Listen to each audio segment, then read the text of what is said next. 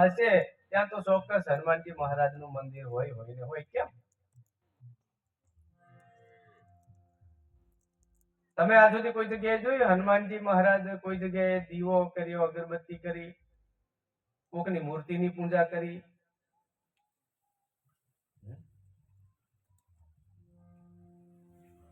હા, ત્યારે રામની મુલાકાત નથી થયેલી ત્યારે એમના સુગ્રીવના રાજ્યમાં કદાચ એમને જે અધિકાર મળ્યો છે તે સેવા કરી હશે. પણ રામ મળ્યા પછી સાહેબ તમે કોઈ જગ્યાએ નહીં જોઈ હોય છતાં પણ આજ સુધી એના ડેરા એટલા બધા છે.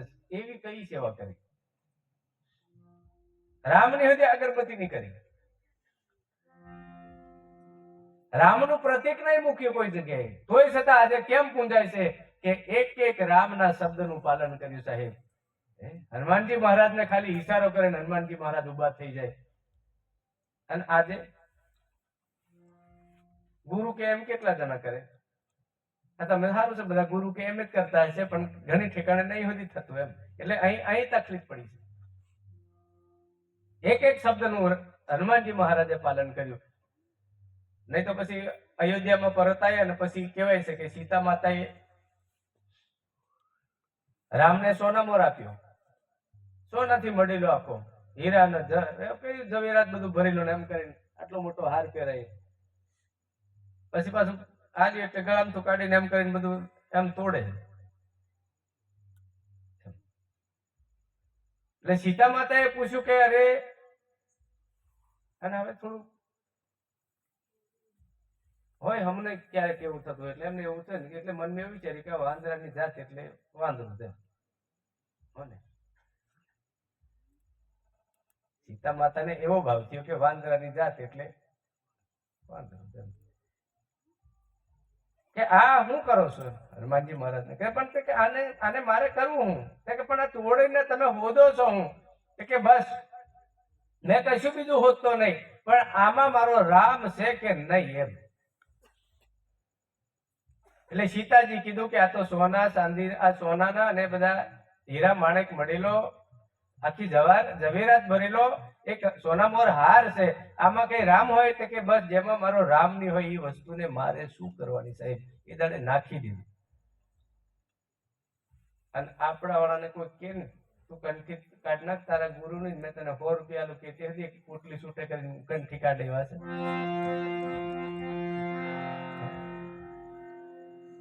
એનું કે અત્યારે હેમ કંઠી તો કાલે પાછી નાઈ ધોઈને સવારમાં પહેર લઈશું ને.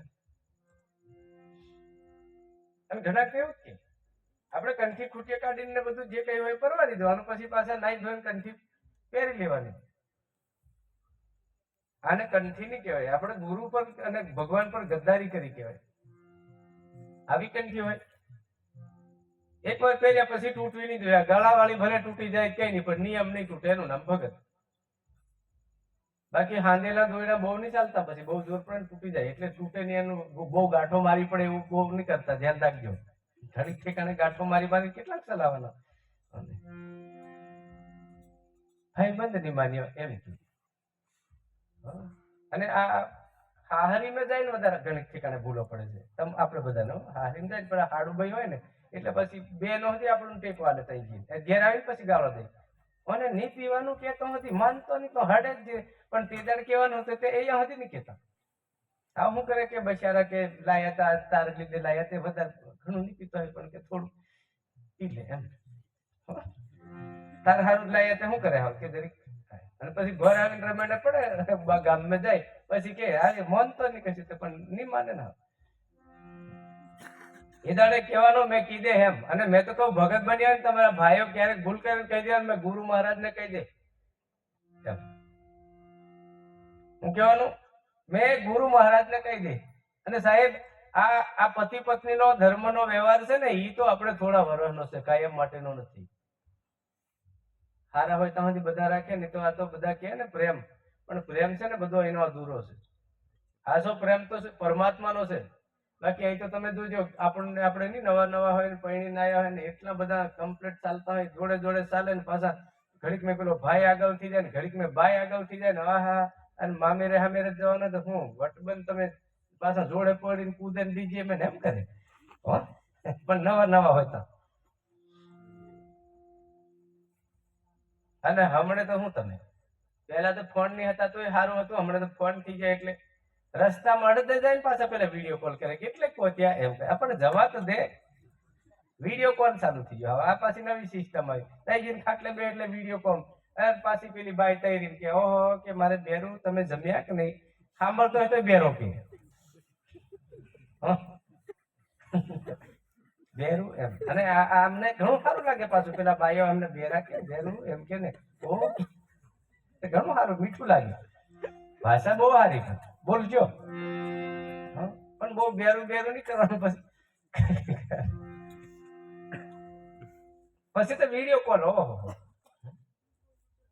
અને રડી લે કે શું, મોબાઈલ લે રડી લે પાછા વહેલા આવે ને. પણ થોડોક સમય જાય ને સાહેબ, બે માંથી એક જણું કોઈ બીમાર થાય, ધીરે ધીરે શરીર ગળવા માંડે. તો મેં ઘણી વખત કહું, અઠવાડિયે 10 દાડા થઈ જાય ને એટલે પછી સેવા કરીને થાકે ને, પાખડે ધરી ધરી બેઠા કરવાનું હોય, ખોળામાં લઈને દૂધ પાવાનું હોય, પાછું કપડા આગા પાછા થયા તે સાફ કરવાનું, ધોવાનું બધું થાય. અને હું તો કહું, કદાચ આપણી ભૂલો પડે ને તો બાઈઓ તો સહન કરે, પણ બાઈઓને કોઈક દાડ પરિસ્થિતિ આવે ને સાહેબ, તો આપણે તો પછી જુદું જ વિચાર નાખીએ. નહીં તે તાર બાપાને ઘેર મેળવા આવું પાર તરતે તાર બાપાને ઘેર. એ તો પેલા કે હવે લઈ જાઓ તમે, હું કંટાળી ગયો છું. અસર તે તાર ઘોડે ચડીને જતા રેલા લેવા, તારે કંટાળી ગયા. આપણી કેટલી ગરજ, આપણી કેટલી ફરજ સાહેબ. જે દાડે એમના દિવસો પડે તે દાડે આપણે એમ કહીએ છીએ કે હવે કંટાળી ગયો થાકી ગયો, તું તારી નહીં સેવા કરજો.